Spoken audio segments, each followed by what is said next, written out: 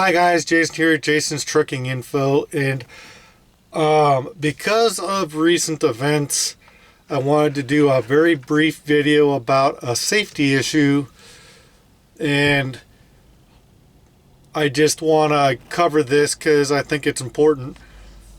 You wouldn't think I would have to do a video on this, but on the truck, when you're in the sleeper berth, when the truck is moving, you got to either be sitting down or laying down.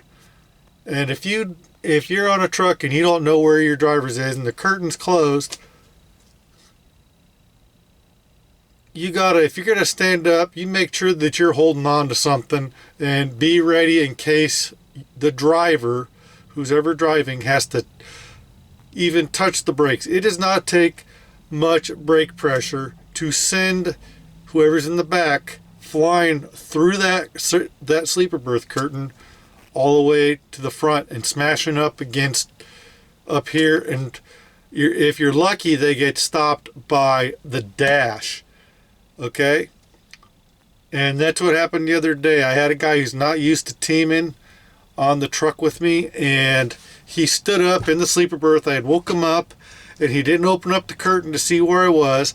I was in Denver rush hour traffic, and I had to hit the brakes, and I tapped on the brakes at first, and I could feel him kind of lose footing back there. I could tell that he was probably standing up, but then I had traffic coming to a screeching halt in front of me, and I had to hit the brakes a little harder and tried my best to ease into it. But he came flying backwards and hit his back up against the dash, and my phone charger that was plugged in to right here, I had a phone charger plugged in right here, and his back smashed right up against that, and he got really bruised. And he's lucky that that's all that happened, because he could have gone through the windshield. Anything could have happened.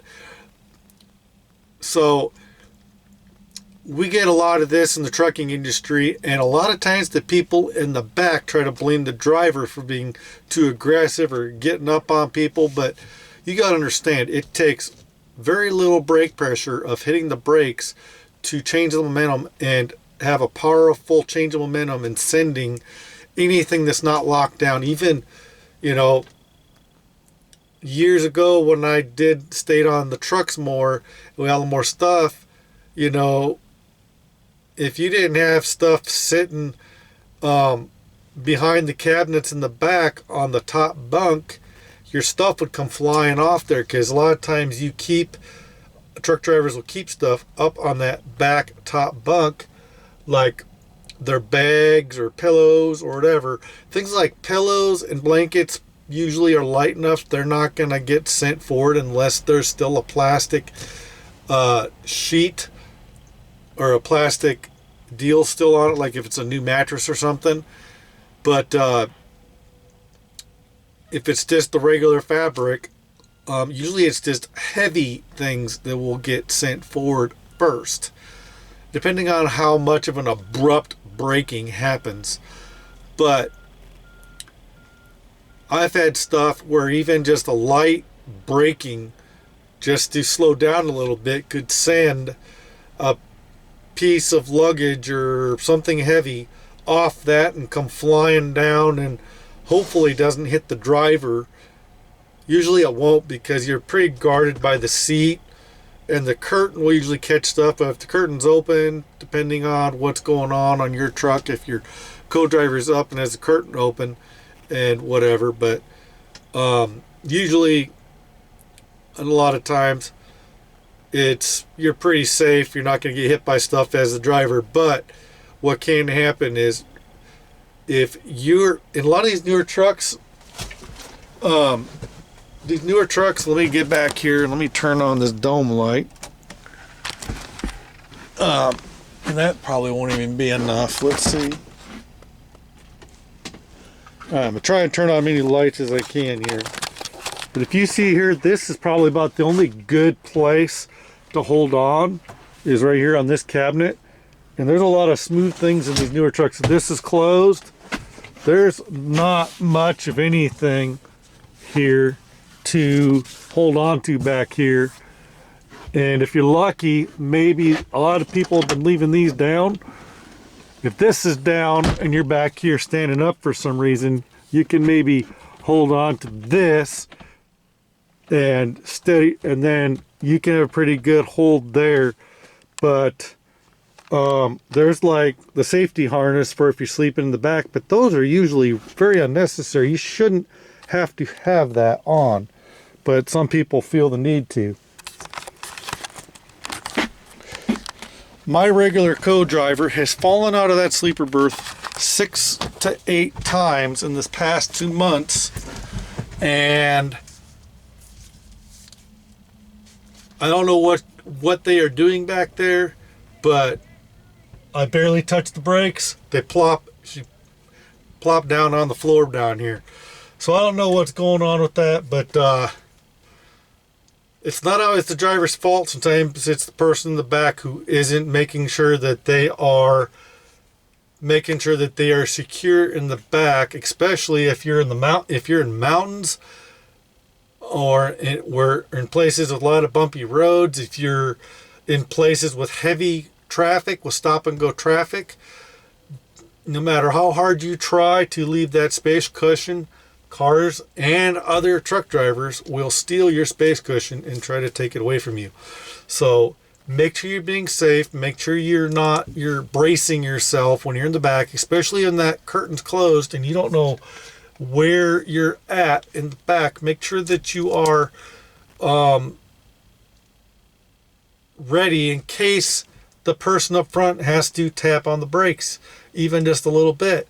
And especially if they have to tap on the brakes really hard. If you're laying flat on your back, you shouldn't get thrown around very much. If you're laying on your side, you might get rolled a little bit. But if you're sitting in the back and you're not braced, you can get sent forward. If you're just sitting up back there with your feet on the floorboard back there, you can get sent forward. If you're standing up and you're not holding on to like that, like I told you, there's not a lot of stuff to hold on to in some of these newer trucks. So you need to be really careful. And yes, the driver needs to try to drive as smooth as possible, but that is not always possible. Sometimes the driver up front has to hit the brakes.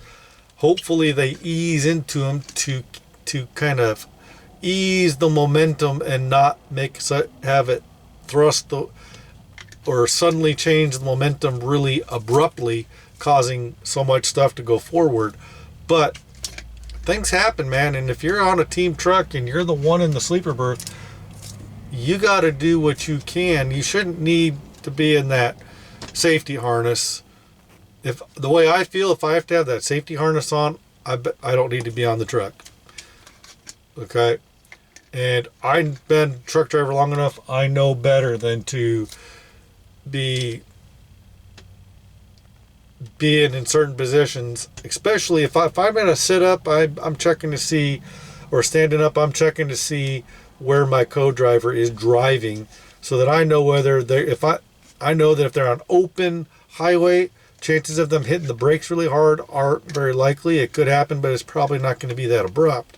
But I know if they're in city traffic, they're going to be hitting the brakes and slowing down and this and that, and I better have my butt down or be holding on and bracing myself. So I just wanted to do a video on that because it is a safety issue, and people need to be responsible for their own safety and not put the blame on their co-drivers necessarily. Sometimes it is, sometimes it isn't. But make sure you're being safe on the truck. All right. That's it, folks. Thanks for watching. Drive safe, y'all.